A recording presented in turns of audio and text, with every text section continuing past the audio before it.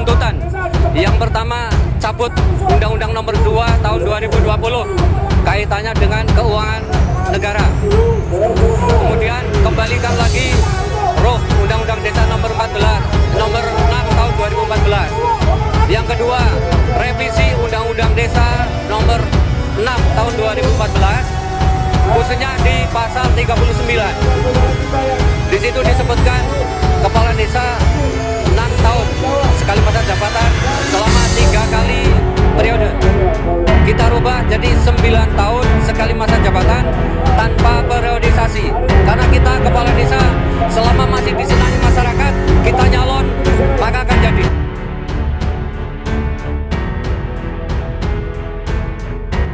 Perdebatan perpanjangan masa jabatan kepala desa menuai kontroversi di kalangan politisi maupun masyarakat karena perdebatan itu semakin intensif menjelang pemilihan umum 2024.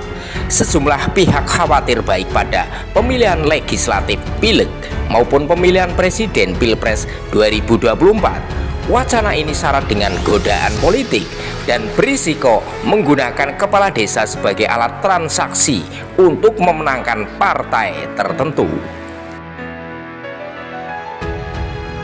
Semangat lahirnya Undang-Undang Nomor 6 Tahun 2014 tentang desa, Undang-Undang Desa yang luput dari perhatian menanggapi wacana ini, ternyata cukup banyak hal substantif yang luput didiskusikan dalam merespon wacana tersebut.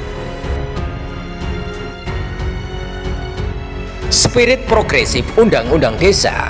Undang-Undang Desa merupakan filosofi progresif yang berupaya mengubah pembangunan desa dengan menjadikan desa sebagai subjek pembangunan, bukan hanya sebagai objek pembangunan. Aturan ini secara radikal telah mengubah cara pengelolaan desa. Kualitas hidup penduduk desa menjadi perhatian utamanya, dan desa kini memiliki lebih banyak kekuatan untuk memilih arah pembangunan mereka sendiri sesuai dengan kebutuhan dan karakteristik unik mereka. Undang-Undang Desa juga mewajibkan negara mengarahkan pendapatan asli desa untuk tujuan yang mengagumkan ini. Dengan kata lain, desa tidak lagi dipandang hanya sebagai penerima atau penanggung jawab pelaksanaan tugas pembangunan yang diberikan kepadanya oleh tingkat pemerintahan di atasnya, kabupaten atau kota, provinsi, dan pusat. Berbeda dengan sistem sebelumnya, Undang-Undang Desa mengubah pembagian kelembagaan di desa menjadi beberapa tingkatan kewenangan dalam mengelola pemerintahan desa.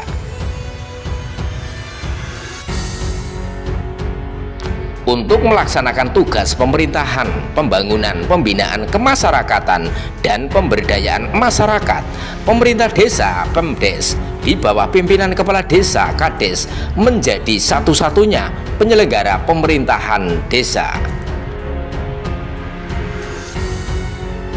Undang-Undang Desa tidak lagi mendudukan Badan Permusyawaratan Desa (BPD) sebagai unsur penyelenggara pemerintahan desa dengan sejumlah kewenangan yang dihapus, seperti kewenangan menetapkan peraturan desa bersama Kades dan mengusulkan pengangkatan dan pemberhentian Kades.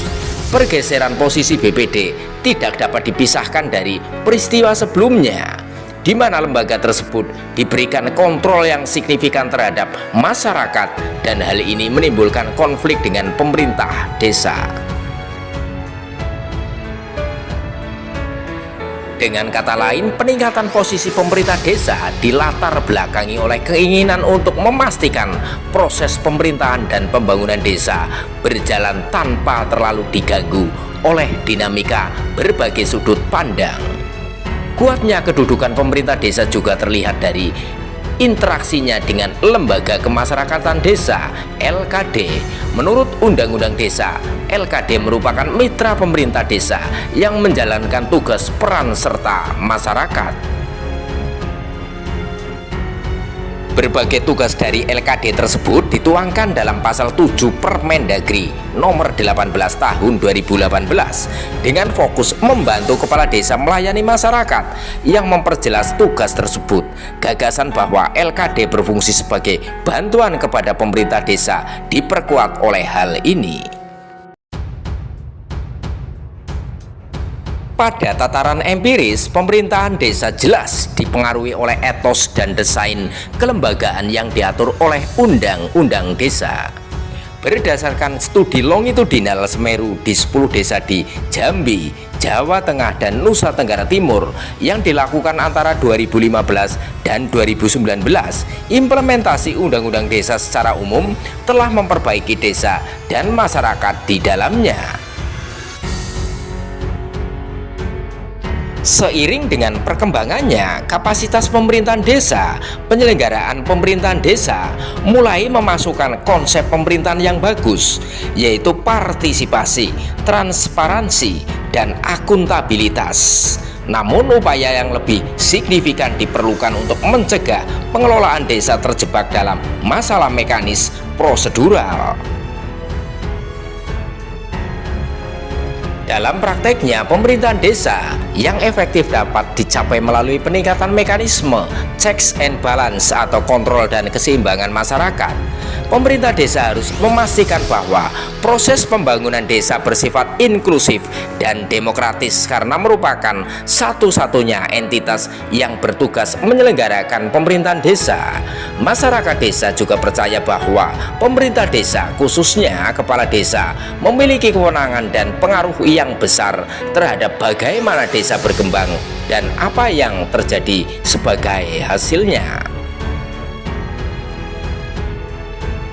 Di sisi lain, masyarakat merasa bahwa BPD dan LKD kurang berfungsi sebagai penyalur cita-cita masyarakat, terutama bagi mereka yang kurang beruntung, seperti masyarakat kurang mampu, minoritas, perempuan, kaum lanjut usia, dan penyandang disabilitas. Kapasitas kedua organisasi ini mengordinasikan dan mengadvokasi prakarsa masyarakat serta menilai efektivitas pemerintah desa harus ditingkatkan secara signifikan oleh pemerintah. Agar BPD dan LKD dapat memantau pelaksanaan Musrenbang sebagai forum pengambilan keputusan tertinggi di tingkat desa, diperlukan juga capacity building. Musyawarah desa tidak lagi dimaksudkan untuk menyampaikan rencana kerja pemerintah desa dalam forum satu arah. Musdes harus berfungsi sebagai platform bagi masyarakat desa untuk benar-benar mengkontestasikan kebutuhan dan tujuan mereka.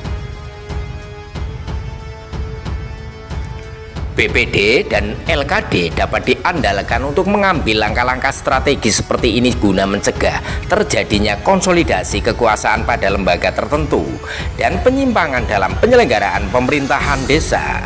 Wacana perpanjangan masa jabatan Kades patutnya diiringi dengan diskursus untuk memurnikan kembali spirit yang digagas Undang-Undang Desa.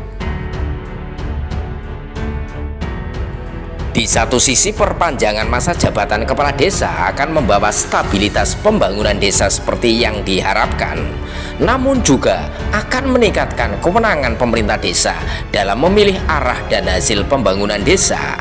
Wacana ini justru dapat menghambat perkembangan aktivitas masyarakat dan membahayakan demokratisasi desa jika checks and balance tidak diperkuat secara lokal.